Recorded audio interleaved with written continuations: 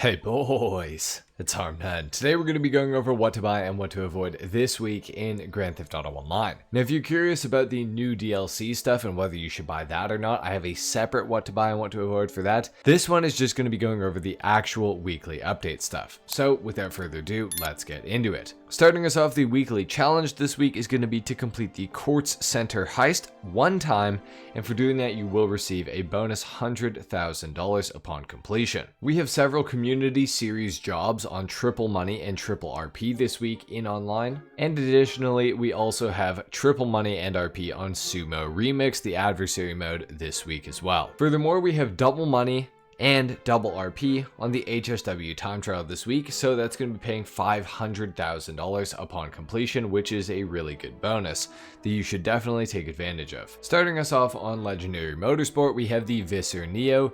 This thing is going to be 30% off this week. It's going for $1,312,500, and the Visser Neo, while it is kind of a cool car, I do not really think that it is worth buying. It used to be one of the better sports cars in GTA Online, but in today's world, it is not that good. It also has kind of strange handling. I always found it to be very kind of unpredictable in the corners a lot of the time, which is unfortunate because I do think it is a decent looking vehicle. However, some of the customization options are pretty questionable as well. It does have a missile lock-on jammer available for it, which is really nice now, and that is a new feature. I don't really think it's worth this much money. If you really like it though, get it anyways, but I would advise you to avoid it this week. Scrolling further down, we also have the Vapid FMJ, discounted, the Imponte Nightshade, and the Coil Brawler as well. We'll start off with the Vapid FMJ. This thing unfortunately is just too expensive of a vehicle, and now there's also the better version of it out anyways with the Vapid FMJ Mark V. Now this one is going to cost you $1,225,000, and for that price you are getting a not so great supercar, unfortunately. Now it is based off of the Ford GT, so if you want a more stock looking Ford GT than the FMJ Mark V, you might want to consider purchasing this thing, but just be aware that you're going to get essentially almost no customization options for the Vapid FMJ, and you're going to get pretty low tier supercar performance. I would say this thing is probably in the top 80% of supercars. That's about where I would put it. So performance wise, nothing really that special. It doesn't have great handling, not a great top speed or anything like that. It does have a missile lock-on jammer available now, which is cool, but beyond that, I just really don't think it's worth buying. There are much better cars that you can get for $1,225,000. We also have the Imponte Nightshade here for $409,500. The Imponte Nightshade is a pretty cool looking car, and I actually think for this price it is probably worth getting if you're interested in this style of car. If you like old muscle cars, if you like old Camaros, this is one that you probably will actually want to buy, especially while it's on discount. Like $400,000 in GTA Online in today's money is really not that bad, all things considered.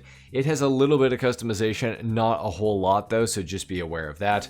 And handling wise and everything like that, this car is nothing that special in terms of like just general performance. It's definitely more of a car to be in your garage, to go for cruises in free mode with, and to not really get anywhere too quickly.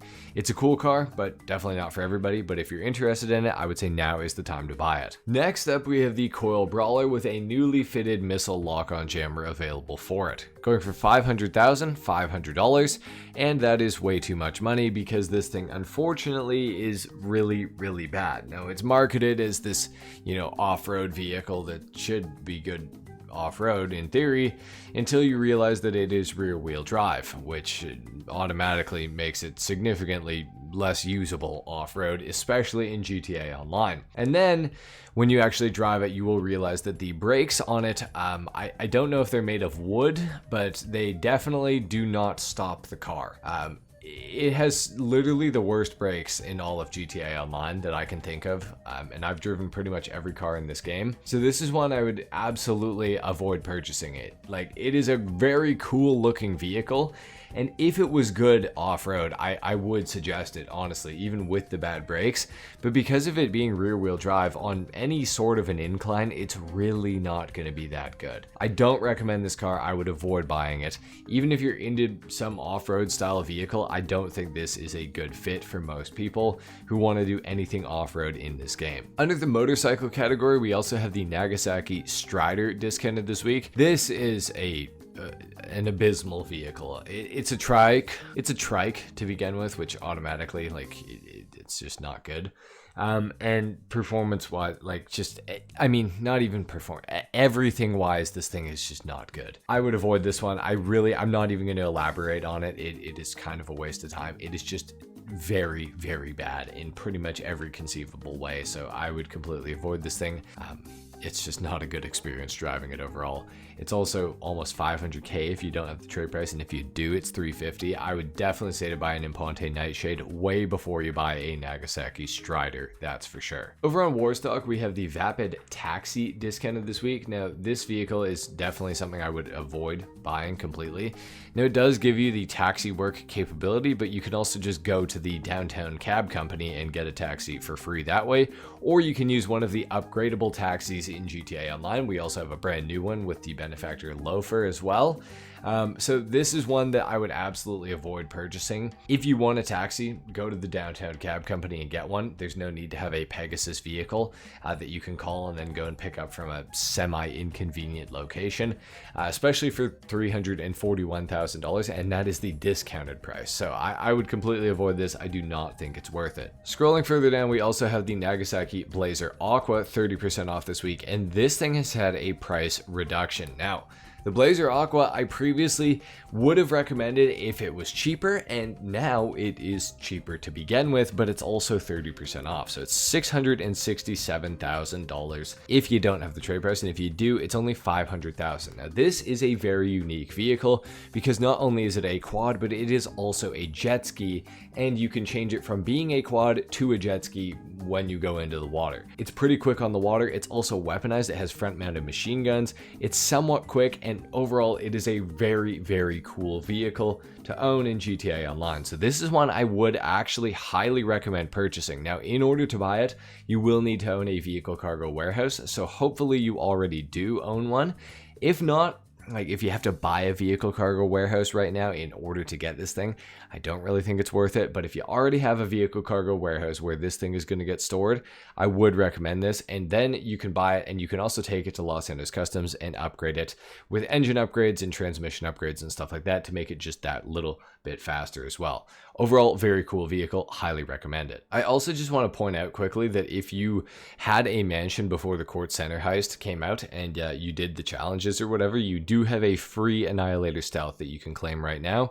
So I would recommend doing that for those of you that haven't done it already. Scrolling further down on Southern San Andreas Super Autos, under the two-door category, we have the Karen Futo GTX discounted this week for $834,000, or probably about 1.2 if you don't have the trade price unlocked for the vehicle.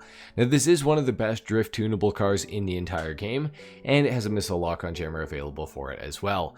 It is also extremely customizable.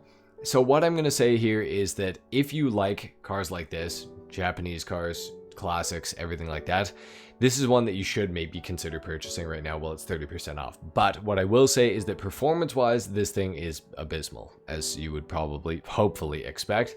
It's not quick, doesn't have great handling, not the best looking vehicle, even when customized, at least in my opinion, but it does have a lot of customization. It really depends on what side of the fence you're on, if you're like a JDM fanatic or if you're not. If you're not, I would say avoid this thing for sure.